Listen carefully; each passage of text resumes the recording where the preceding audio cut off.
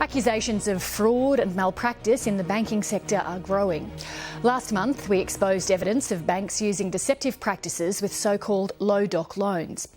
Now the bank known as the Millionaires Factory, Macquarie Bank, is accused of encouraging the use of rubbery figures in loan applications. Tonight, an industry whistleblower tells 7:30 it's commonplace for bankers and brokers to fabricate income, assets and property valuations to get loans across the line. But when those loans fall through, it's the borrowers who lose everything. Stephen Long takes a journey into the world of debt and deception. The Gold Coast. Paradise at times, hell at others. They call it the City of Dreams, but it's full of broken dreams. Now the mortgage arrears capital of Australia. It's been an emotional roller coaster from shock, horror, fear, despair, disappointment,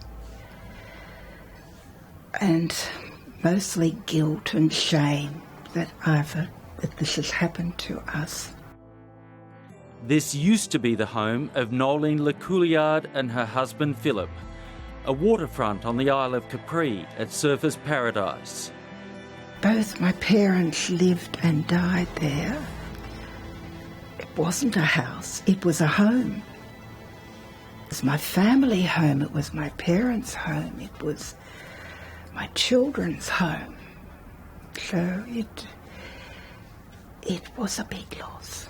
It was a very big loss. This couple's tale is emblematic of an era of dodgy financial advice and aggressive lending. Oh, Noeline, you've cooked up a treat. They're not sophisticated investors. Noeline's 75.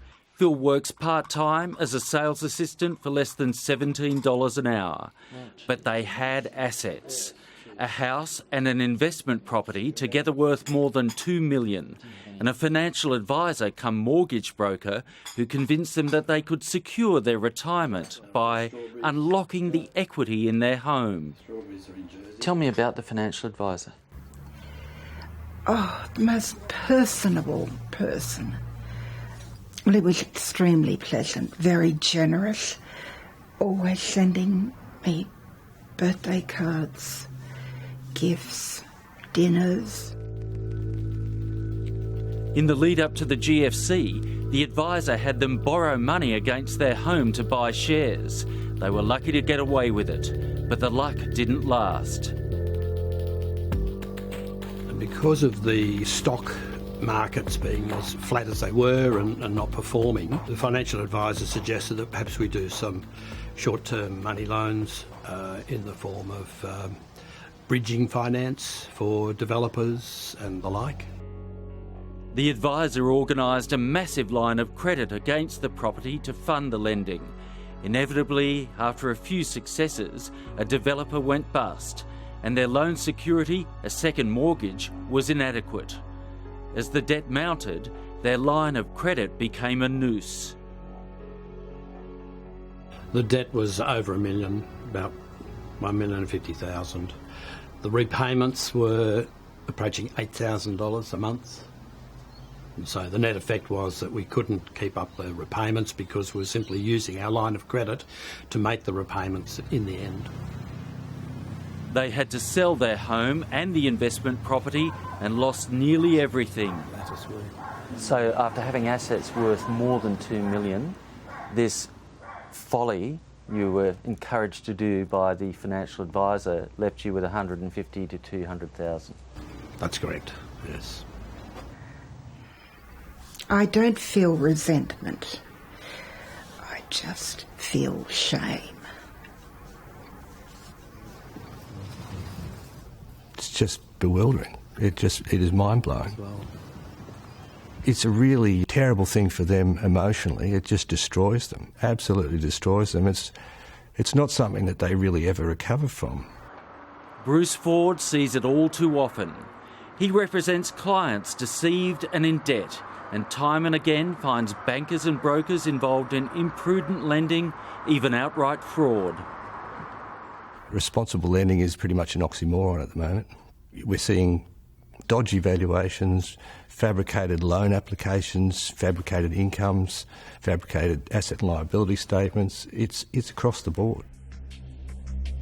Australian Broker magazine surveyed more than 200 mortgage brokers in the wake of a 7:30 expose last month on fraudulent lending. 85% said banks encourage fraud during credit booms. Michael Wren was working as a financial advisor in the lead-up to the GFC. It was a wild ride. In late 2007, he was arranging loans for clients with Macquarie Bank so they could invest in Macquarie products. He knew one of his clients might not have enough income and assets to get the loan approved. I got a phone call from a business development manager from Macquarie Bank. This guy rang me up and asked if I said the application was going to fail and asked if I had any extra information I could give him. Isn't there something extra you can tell me? No, everything I said was included. There must be something more you can tell me to get this loan across the line. No, it's all in the application form. It was all the details are there. Well, you know you're going to miss out on your commission. What do you think he was really asking you?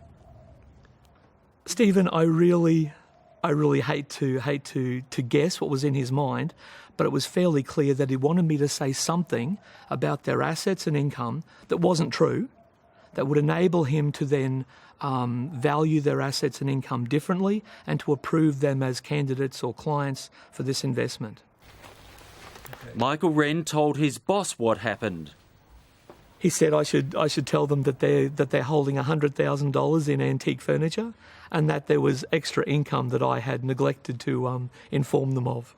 So he said you should just fudge it, give false information to Macquarie to get the loan across the line. Absolutely. He gave me the figures himself. He says he called an integrity officer at Macquarie and was rebuffed. Eventually he said to me, "But why am I making such a big deal of this? It happens all the time. Clients will sign application forms with the assets and income statement blank, and it'll be completed by the financial advisor, and in this case, added to by people at Macquarie, or try to be added to by people at Macquarie." According to Macquarie, it carried out a detailed investigation of Michael Wren's complaints, and they were contradicted by evidence. Wren himself is in arrears on a Macquarie loan for a managed investment. He says he fell behind after quitting the financial advice industry and struggling to find work. They're saying it was at the borrower. Bruce Ford has concerns about some of Macquarie's innovations in lending. Stephen, this is an email from the broker saying, please do not insert any figures in the application. Income figures. Income figures. You've got a blank Macquarie Bank application for finance. So no income filled in? No income at all. Now here you've got a declaration that Macquarie's prepared getting the customer to sign that it was at their request that no financial information be provided for the application by the borrower. And what's the upshot of that? Well, Macquarie's just trying to contract out of their responsibility to make a prudent assessment of the loan application and shift the blame to the borrower if it all goes pear-shaped. Back on the Gold Coast, Philip and Nolene LeCouliard had loans with Macquarie, among others. Nolene's health collapsed after they lost their home. My self-confidence is shattered. I'm just going through the motions. My wife suffers from depression. Emotionally, I just try to keep a lid on it. I'm coping the best I can. I'm a bit forward-thinking. That I know that I have to work until I'm 75, at least. I was thinking the other day I should make another will, and Philip said to me, "What have we got to leave?" So